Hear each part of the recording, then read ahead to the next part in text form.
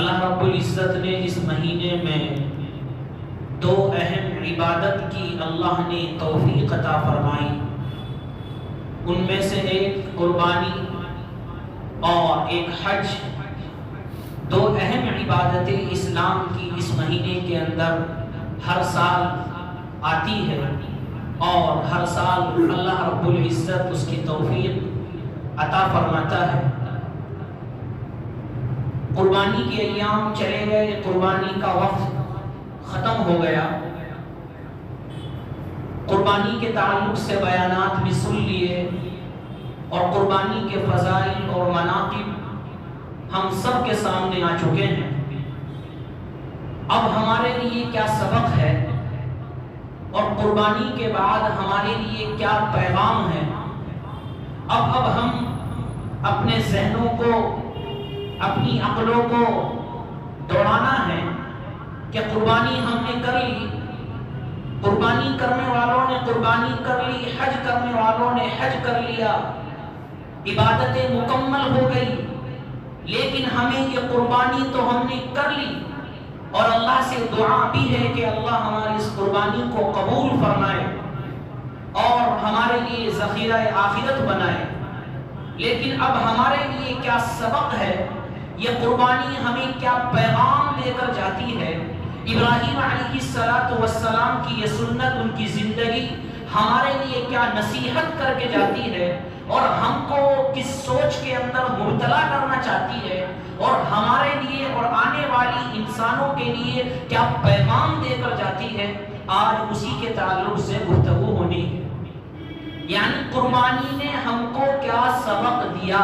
قربانی سے ہم کو کیا حاصل ہوا، قربانی سے ہم کو کیا فائدہ ملا، قربانی سے ہماری زندگی کے اندر آنے والی نسلوں کو کیا پیغام، کیا اہمیت اور کیا حکم ہم کو ملا.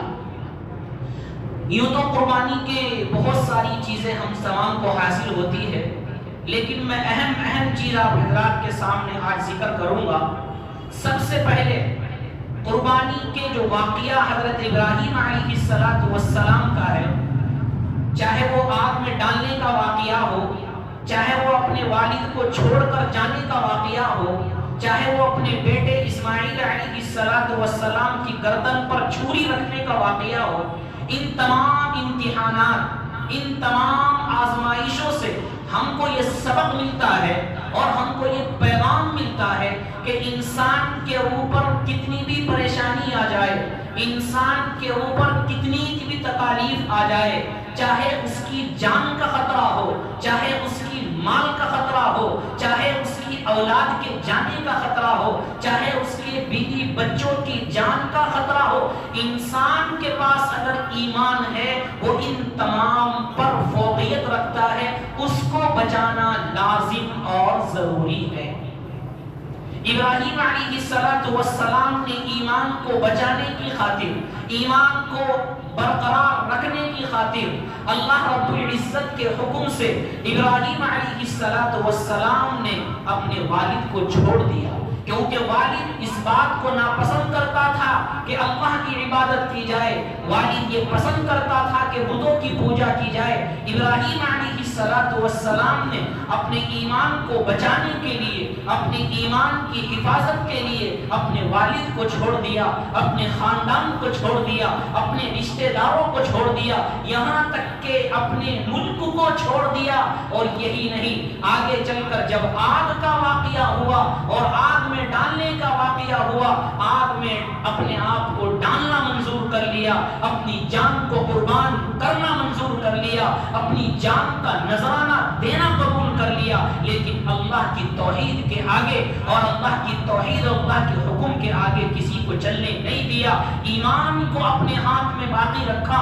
توحید کو اپنے ہاتھ میں باقی رکھا اور آنے والی نسل کو، آنے والے انسانوں کو، آنے والے مسلمانوں کو، آنے والی قیامت تک کے انسانیت کو یہ پیغام دے دیا اور یہ سنا دیا کہ کتنی بھی پریشانی آ جائے، کتنی بھی تکالیف آ جائے، جان جانے کا بھی خطرہ ہو، ایمان کو نہ چھوڑنا، مال جانے کا خطرہ ہو، ایمان کو نہ چھوڑنا، رشتہ داری چلے جانے کا خطرہ ہو، ایمان کو نہ چھوڑنا، بچوں کے قربان کرنے کا مسئلہ آ جائے ایمان کو نہ چھوڑنا۔ ابراہیم علیہ السلام کی زندگی سے، ان کے واقعات سے ہم کو یہ سبق ملتا ہے کہ جان تمہاری چلی جائے، مال تمہارا چلا جائے، رشتہ دار تم سے روٹھ جائے، خاندان تم سے روٹھ جائے، تم دوسرے ملک کے اندر چلے جاؤ، یہ سب باتیں منظور ہے، لیکن ایمان کا سودا منظور نہیں ہے۔ یہ آنے والی نسل کو، آنے والے لوگوں کو پیغام دیا، اور ہمارے لیے پیغام، ہماری نسلوں کے لیے پیغام، ہمارے بچوں کے لیے پیغام، جو چند ٹوکر خاطر، مال کی خاطر اپنے ایمان کو قربان کر رہے ہیں، جو محبت کی خاطر اپنے ایمان سے ہاتھ دھو رہے ہیں، وہ دنیا میں تو مزہ کر لیں گے، اپنے ایمان کو چھوڑ کر دنیا کی مستی، دنیا کی رنگینیں تو ان کو مل جائے گی، لیکن آخرت کا کتنا نقصان وہ اٹھانے والے ہیں ان کو اس بات کا علم نہیں۔ کتنے واقعات ایسے ہوتے ہیں کہ محبت کی خاطر ایمان کو چھوڑ دیا، اور کتنے واقعات ایسے ہوتے ہیں کہ مال کے چکر میں ایمان کو چھوڑ دیا۔ آپ حضرات کے علم میں یہ بات ہوگی کہ ایک فتنہ ہے قادیانیت، یعنی جس کا عقیدہ یہ ہے کہ نعوذ باللہ اللہ کے رسول صلی اللہ علیہ وسلم آخری نبی نہیں ہے، ختم نبوت کا انکار کرنے والے ہیں، آخری نبی کا انکار کرنے والے ہیں۔ اہل سنت والجماعت کا عقیدہ ہے کہ جو انسان اللہ کے نبی صلی اللہ علیہ وسلم کو آخری نبی تسلیم نہیں کرتا ہے، وہ متفق علیہ فتووں کے مطابق تمام جماعت کے وہ کافر ہے، تمام متفقہ فیصلہ ہے۔ اور کتنے واقعات ایسے سننے میں آتے ہیں، کتنی ویڈیوز آ رہی ہے اس دور کے اندر کہ قادیانیت مال کا جھانسا دیتے ہیں، مکان کا جھانسا دیتے ہیں، دولت کا جھانسا دیتے ہیں، دولت دے کر وہ قادیانی بنا رہے ہیں، مال دے کر قادیانی بنا رہے ہیں، مکان دے کر قادیانی بنا رہے ہیں، لڑائی کر کر قادیانی بنا رہے ہیں، اور ہماری نوجوان نسل اور ہمارے اولاد، ہمارے بچے جن کو دین سے سکھایا نہیں گیا، جن کو اللہ کا تعارف نہیں کرایا گیا، جن کو رسول اللہ صلی اللہ علیہ وسلم کی زندگی نہیں پڑھائی گئی، جن کو ایمان کے بارے میں حقیقی طور پر نہیں بتایا گیا، وہ دولت کے چکر میں، مکان کے چکر میں اپنے ایمان سے ہاتھ دھو رہے ہیں۔ یہ ابراہیم علیہ السلام کی زندگی اور ان کے یہ واقعات اور ان کے یہ امتحان اور ان کی یہ آزمائش ہمارے لیے پیغام ہے کہ آنے والی نسل کو، آنے والے بچوں کو، اپنے آپ کو سب کچھ قربان کر دینا، لیکن اپنے ایمان کو بچا کر چلے جانا، اس لیے کہ تم نے اگر ایمان کو بچا کر چلے گئے تو تمہاری زندگی کامیاب ہوگی، اور اگر تم نے ایمان سے ہاتھ دھو لیا، زندگی کے اندر تم نے کتنے بھی اچھے کام کیے ہو، دنیا کے اندر زندگی کے اندر تم نے کتنے بھی بہتر کام کیے ہو، کتنی بھی لوگوں کی مدد کی ہو، کتنے بھی تمہارے اخلاق اچھے ہو، کتنا بھی تم بہتر ہو لوگوں کے ساتھ، لیکن اگر ایمان سے ہاتھ دھو رہے ہیں تمہاری اس زندگی کا آخرت میں کوئی فائدہ نہیں ہے، تمہاری اس زندگی کا، اس اخلاق کا، اس کردار کا آخرت میں کوئی فائدہ نہیں ہے۔ یہ ہمیں اہمیت ابراہیم علیہ السلام کی زندگی ہمیں بتاتی ہے اور یہ ہم کو سبق دیتی ہے۔ اسی کے نقش قدم پر صحابہ اکرام کی زندگی تھی، وہ اسی نقش قدم پر چلے،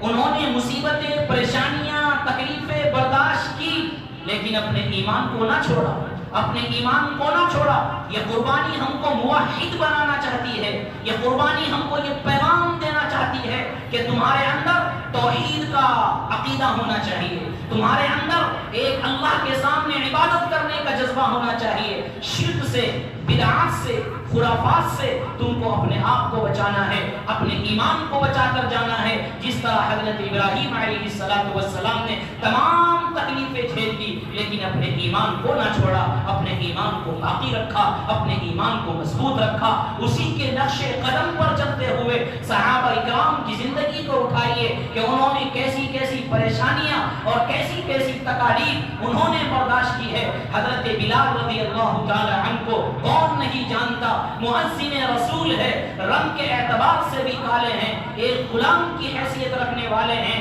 لیکن اللہ کے رسول صلی اللہ علیہ وسلم نے ان کو مؤذن بنا دیا۔ ان کے اوپر کیا کیا تکالیف آئی کہ ابو جہل حضرت بلال رضی اللہ عنہ کو پکڑتا ہے، جان کو ننگی کرتا ہے، کپڑے اور لباس کو اتار لیتا ہے، اور کڑاکے کی دھوپ ہے، کڑاکے کی تپش اور گرمی پڑ رہی ہے اور پتھر گرم ہے، اس پتھر پر ابو جہل حضرت بلال کو لٹاتا ہے اور لٹا کر گرم ریت پر پوچھتا ہے، اے بلال تو ہماری ایک شرط مان لے، تو ہماری ایک شرط مان لے۔ کیا شرط ہے؟ کیا شرط ہے؟ اگر تم نے ہماری شرط مان لی، تو جو چاہے گا ہم تمہیں دے دیں گے، تو عہدہ چاہے گا تجھے عہدہ نصیب کر دیا جائے گا، تو مال چاہے گا تجھے مال دے دیا جائے گا، اور تو مکان چاہے گا تجھے مکان دے دیا جائے گا، لیکن ہماری ایک شرط ہے کہ تیرے دل کے اندر یہ جو ایمان ہے، تیرے دل کے اندر یہ توحید ہے، تیرے دل کے اندر یہ رسول اللہ صلی اللہ علیہ وسلم کی محبت ہے،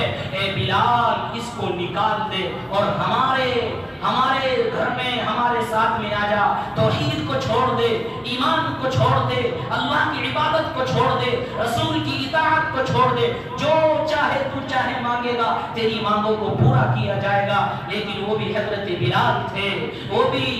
بھی رسول اللہ صلی اللہ علیہ وسلم سے محبت کرنے والے اور مؤذن رسول تھے۔ ابو جہل سے کیا کہتے ہیں، اے ابو جہل مار مار کر یہ جان تو جسم سے جدا ہو سکتی ہے، مار مار کر یہ خون تو جسم سے جدا ہو سکتا ہے، مار مار کر یہ گردن تو جسم سے جدا ہو سکتی ہے، لیکن ایک مرتبہ جو کلمہ میں نے پڑھ لیا ہے، لا الہ الا اللہ اور محمد رسول اللہ، میں نے اللہ کے معبود ہونے کی گواہی میں نے دے دی ہے، اس کو میں نے ایک مان لیا ہے، اس کی توحید کا میں نے اقرار کر لیا ہے، اب میں وہ چھوڑنے والا نہیں ہوں۔ یہ وہ صحابہ کرام کہ جن کے اوپر پریشانی، جن کے اوپر تکالیف، لیکن اپنے ایمان کو نہ چھوڑا۔ فرعون کی بیوی حضرت آسیہ کو کون نہیں جانتا، کتنے ظلم کیے، کتنے ظلم فرعون نے ان پر کیے، یہاں تک کہ کتابوں کے اندر لکھا ہے کہ ان کے پاؤں کے اندر کیلیں گاڑی گئی، پاؤں کے اندر کیلیں گاڑی گئی، اس سے بھی جب وہ نہیں مانی، یعنی ایمان لا چکی تھی، اللہ پر یقین کرتی تھی، اللہ کو معبود مانتی تھی، فرعون کو نہیں مانتی تھی، فرعون نے کھال کو اتروایا، کھال کو اتروا کر اس پر نمک اور مرچ ڈالا تاکہ تڑپ کر، پریشان ہو کر اپنے اللہ کو چھوڑ دے، ایمان کو چھوڑ دے۔ لیکن حضرت آسیہ کو دیکھ رہا تھا، ایک طرف ایمان ہے، ایک طرف امتحان ہے، ایک طرف اللہ ہے، ایک طرف فرعون ہے، فرعون چند دن کا ہے، اللہ وحدہ لا شریک ہمیشہ ہمیشہ کے لیے ہے، اس کی عدالت باقی ہے، اس کا انصاف باقی ہے، آخرت کے اعتبار سے جزا اور سزا باقی ہے۔ حضرت آسیہ نے تمام مظالم سہ لیے، تمام مظالم برداشت کیے، وہ یہاں تک کہ کتابوں کے اندر لکھا ہے کہ فرعون نے اس کا منہ اپنے محل کی طرف کر دیا تاکہ محل کو دیکھ کر اس کا دل محل کی طرف آ جائے، ایمان کو چھوڑ دے، اللہ کی عبادت کو چھوڑ دے۔ لیکن حضرت آسیہ رضی اللہ عنہا کا ایمان ہی کچھ اور تھا، انہوں نے کہا فرعون میں تجھے چھوڑ سکتی ہوں، اللہ کو نہیں چھوڑ سکتی، اور فرعون تو جان چاہے تو جان لے لے، لیکن میں اللہ کے سامنے سجدہ کرنے سے نہیں رکوں گا۔ کتنے واقعات صحابہ کرام کے اس طرح ہیں، تو لہٰذا ہمیں پہلا پیغام کیا ملا حضرت ابراہیم علیہ السلام کی زندگی سے کہ انسان کے پاس توحید ہے، ایمان ہے تو سب کچھ ہے، ایمان نہیں تو کچھ بھی نہیں، نہ مال کام آنے والا، نہ دولت کام آنے والی، نہ عزت کام آنے والی، نہ اچھے کام آنے والے، ایمان ہے تو سب کچھ کام آنے والا ہے، اگر ایمان نہیں تو کچھ کام آنے والا نہیں۔ زندگی کے اندر ایمان کو جو بچا کر لے گیا وہ کامیاب ہے، جس نے ایمان کو کھو دیا اس سے بڑا بدنصیب دنیا کے اندر کوئی نہیں۔ سب سے پہلا ہمیں یہ پیغام ملا، اسی طرح اس قربانی سے ہم کو یہ پیغام ملتا ہے، ہم سب کو معلوم ہے کہ قربانی کرنے کے لیے حلال کمائی کا ہونا ضروری ہے۔ آپ کو مسئلہ معلوم ہے کہ 7 حصوں میں اگر ایک آدمی کی بھی حرام کمائی لگی ہے تو کسی کی بھی قربانی منظور نہیں ہوگی، یہ مسئلہ ہے۔ اس سے ہمیں یہ سبق ملتا ہے کہ انسان کو حلال کمائی کرنی چاہیے، اس لیے کہ اللہ رب العزت کے یہاں حلال کمائی ہی قابل قبول ہوگی۔ حرام حلال کمائی ہی کے اوپر فضائل ہے، حلال کمائی ہی کے اوپر مناقب ہے، حلال کمائی کی فضیلت حدیث میں بہت ہے۔ تو یہ ہم کو پیغام دیتی ہے قربانی کہ اپنا رزق حلال تلاش کرو اور حرام سے اپنے آپ کو بچاؤ۔ اسی طرح ہم کو یہ پیغام ملتا ہے اس قربانی سے، ہم سب جانتے ہیں قربانی کے اعتبار سے کہ قربانی کا جانور اچھا ہونا چاہیے، صاف ہونا چاہیے، لنگڑا نہیں ہونا، کانا نہیں ہونا، عیبدار نہیں ہونا۔ یہ ہم سب کو معلوم ہے کہ شریعت یہ چاہتی ہے کہ جس مال کو اللہ کے یہاں دیا جا رہا ہے، جس مال کو، جس جانور کو اللہ کے لیے قربان کیا جا رہا ہے، وہ جانور عیبدار نہ ہونا چاہیے، اس جانور کے اندر کوئی عیب نہ ہونا چاہیے، وہ لنگڑا نہیں ہونا چاہیے، وہ کانا نہیں ہونا چاہیے، وہ بہرا نہیں ہونا چاہیے۔ یہ سب مسائل اپنی جگہ ہے۔ تو لہٰذا یہ ہم کو کیا پیغام دیتا ہے؟ یہ لنگڑا، یہ جانور، یہ بے عیب ہونا، یہ ہمارے لیے پیغام ہے، یہ ہمارے لیے پیغام ہے کہ جس طرح جانور عیبدار اللہ کے یہاں قابل قبول نہیں، انسان کے دل کے اندر بھی اگر حسد ہے،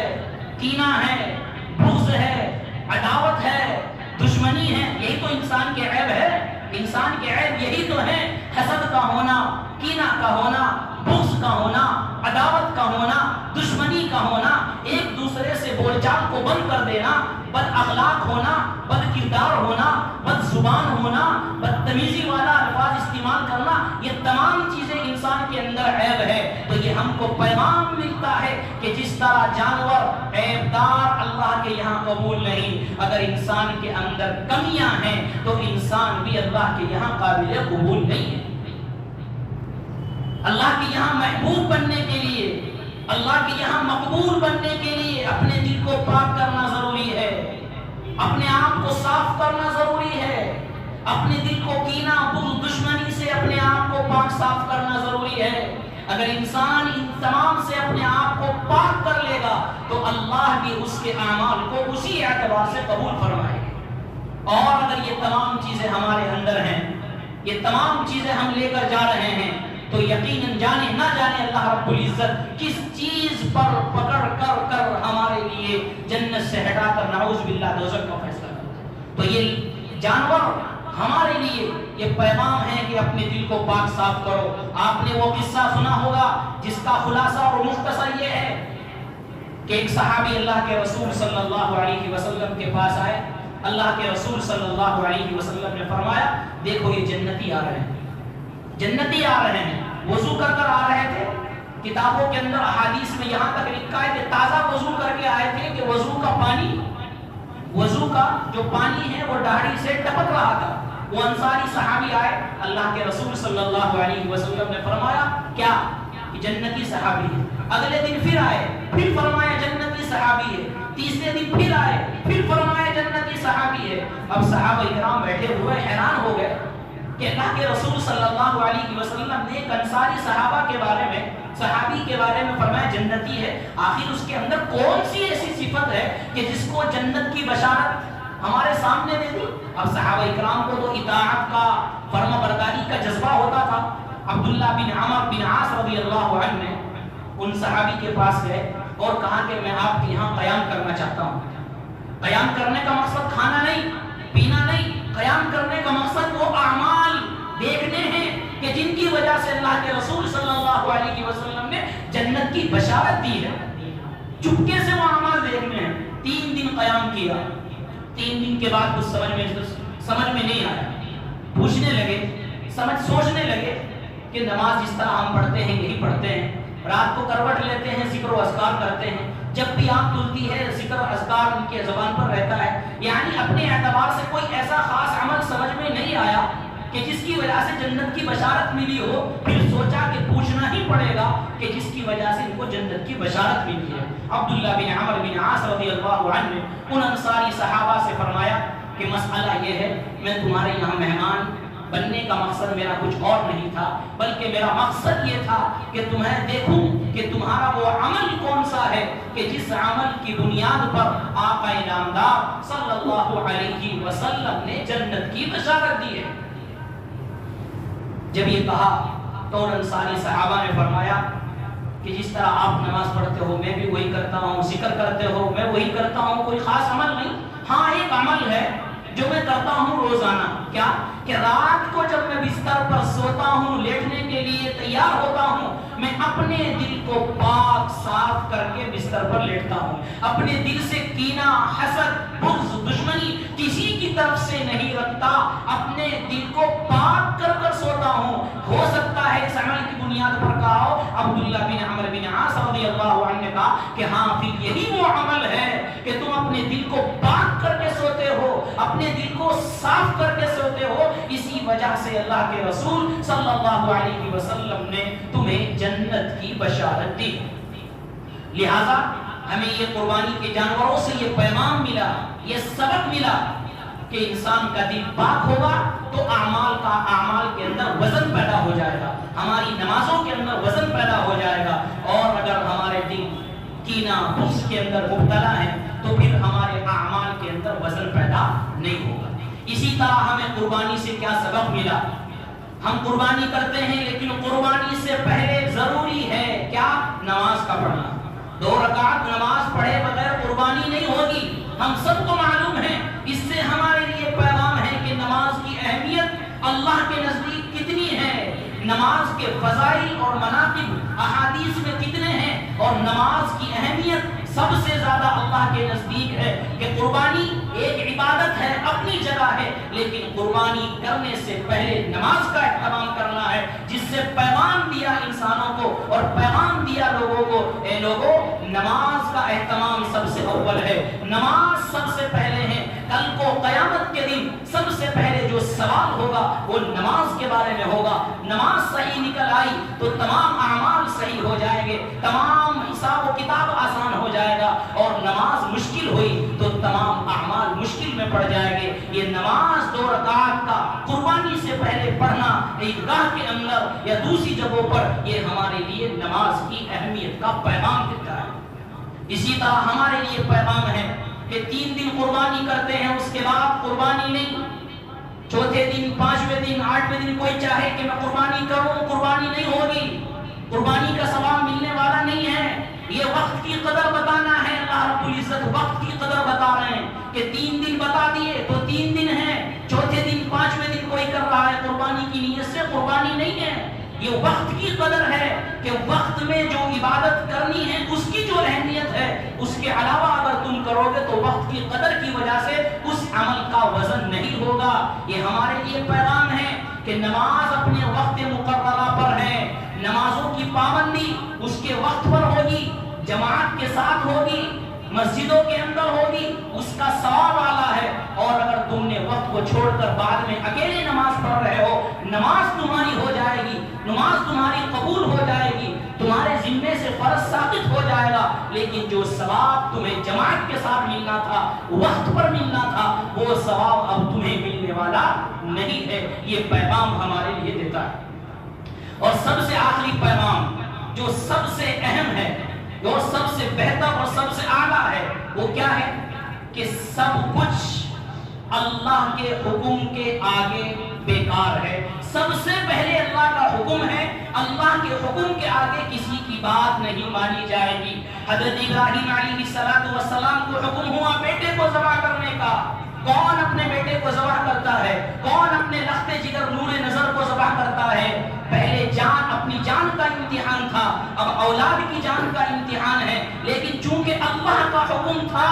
اللہ کے حکم کے آگے نہ بیٹے کو دیکھا ہے، اللہ کے حکم کے آگے نہ بیوی کو دیکھا ہے کہ بیوی کیا کہے گی، اللہ کے حکم کے آگے کسی کی کوئی اہمیت نہیں۔ اللہ نے حکم کیا ذبح کرنے کا تو ذبح کرنے پر تیار ہو گئے۔ یہ ہمارے لیے پیغام ہے کہ کتنی بھی مشکلات آئے، کتنی بھی مصیبتیں آئے، اللہ کا جو حکم ہے وہ سب سے پہلے ہے۔ والدین بھی بعد میں ہیں، اولادیں بھی بعد میں ہیں، بیوی بچے بھی بعد میں ہیں، اللہ کا حکم پہلے ہے۔ اگر نماز کا وقت ہو رہا ہے اور والدین یہ کہہ دے کہ بیٹا نماز چھوڑ دے، نماز نہیں پڑھنی، کام کر، نماز سے کیا فائدہ ملے گا؟ والدین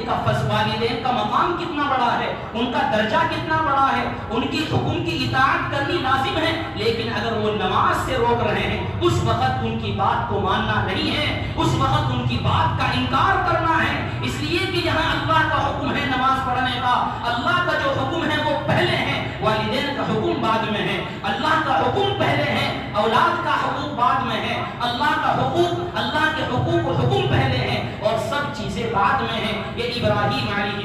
السلام نے ہم کو یہ سبق، اور اس قربانی سے ہم کو یہ سبق ملا ہے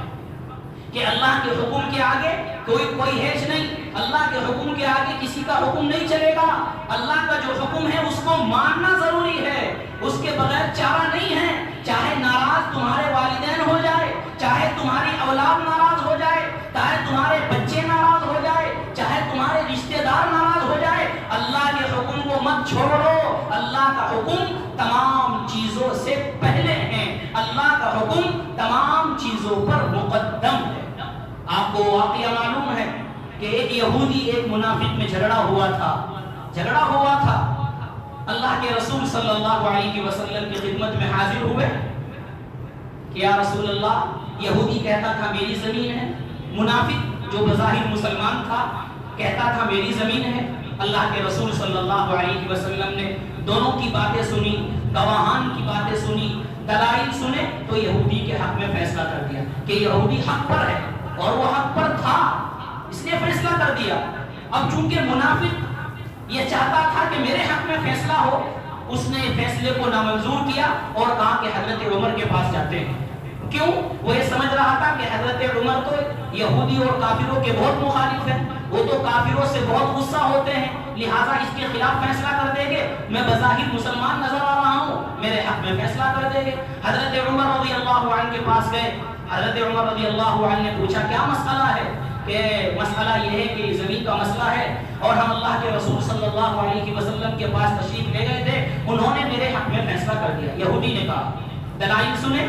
حضرت عمر نے کہا کہ ذرا ٹھہرو، اندر گئے، تلوار لائی اور تلوار لے کر منافق کی گردن کو قلم کر دیا، اور کیا کہا کہ جو رسول اللہ صلی اللہ علیہ وسلم کے حکم کو نہیں مانتا، عمر کی عدالت میں اس کا یہی فیصلہ ہے،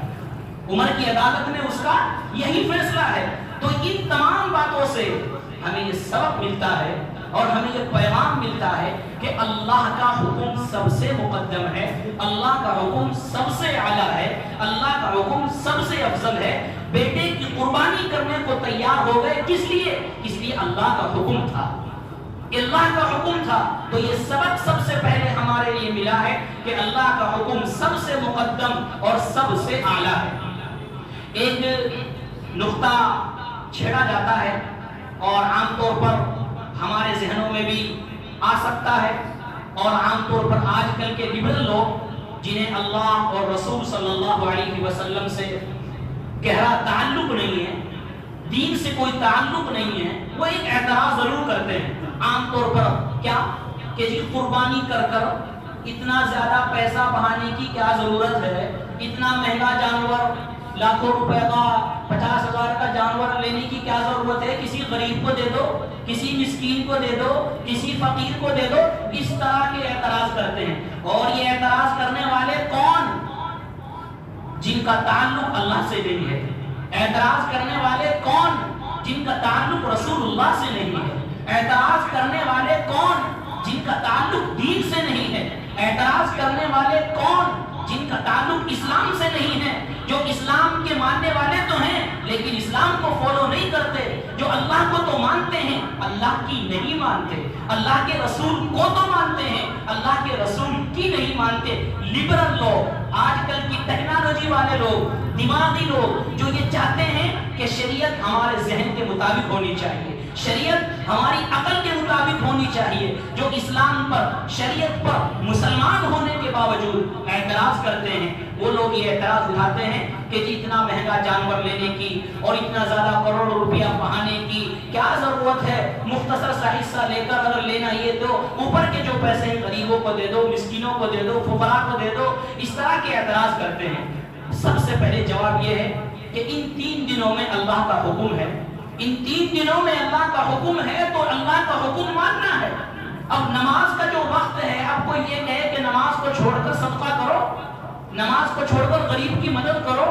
نماز کو چھوڑ کر صدقہ دو، لوگوں کے ساتھ اچھا سا معاملہ کرو، تو کیا اس کی بات تسلیم کی جائے گی؟ نہیں، اللہ کا حکم ہے وقت پر نماز، تو سب سے پہلے نماز ادا کی جائے گی۔ ان 3 دنوں میں عبادت کے ساتھ، عبادت 3 دن میں سب سے اہم عبادت قربانی کی عبادت تھی، اب اس کو چھوڑ کر کوئی کر رہا ہے، وہ اللہ کے حکم کی خلاف ورزی کر رہا ہے، وہ اللہ کے حکم کی خلاف ورزی کر رہا ہے۔ اللہ کا حکم ہے قربانی کرنے کا، رہی بات غریبوں کو دینا،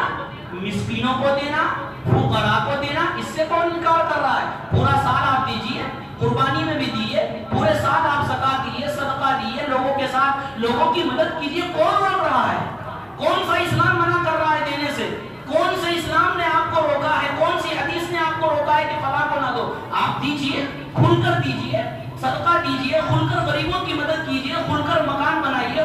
خدمت کیجئے۔ کیا قربانی کے وقت میں یہ اعتراض ہوتا ہے؟ جہاں اللہ کے لیے دینے کی بات آتی ہے وہیں پر یہ بات آتی ہے۔ لہذا یہ سوال ہمارے ذہنوں میں، ہماری نوجوان نسل کو اس طرح کے اعتراضات ذہن میں ڈال کر ان کا ذہن گندا کیا جاتا ہے، ان کا ذہن اسلام سے ہٹانے کی کوشش کی جاتی ہے۔ لہذا ہمیں یہ سمجھنا ہے کہ ان 3 دنوں میں قربانی کا حکم تھا، ہمیں قربانی کرنی ہے، اللہ کا حکم تھا۔ رہی بات غریبوں کی، مسکینوں کی، وہ ہم دیتے ہیں، دیتے رہیں گے، اس کے لیے کوئی الگ سے نہیں ہے، لیکن ہمیں ان ایام میں قربانی کرنی تھی، قربانی کی ہے، اس لیے کہ اللہ کے رسول صلی اللہ علیہ وسلم کا ایک فرمان یہ بھی ہے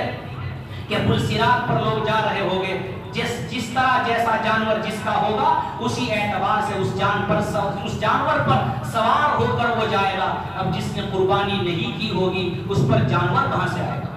اس پر جانور کہاں سے آئے گا؟ بہرحال اور بھی بہت ساری باتیں ہیں اس کے تعلق۔ خلاصہ یہ ہے جو اس طرح کے اعتراض کرے ان کی باتوں کو سننے کے لیے کوئی ہم ذہن تیار نہ کریں، اپنا ذہن گندا نہ کریں۔ اللہ نے جس وقت میں جو عبادت فرض کی ہے اس کی عبادت کرنی ہے، باقی اور اعمال پورے سال ہیں، آپ کرتے رہیے۔ اللہ سے دعا ہے کہ اللہ ہمارے اس کہنے سننے کو عمل کرنے کی توفیق عطا فرمائے۔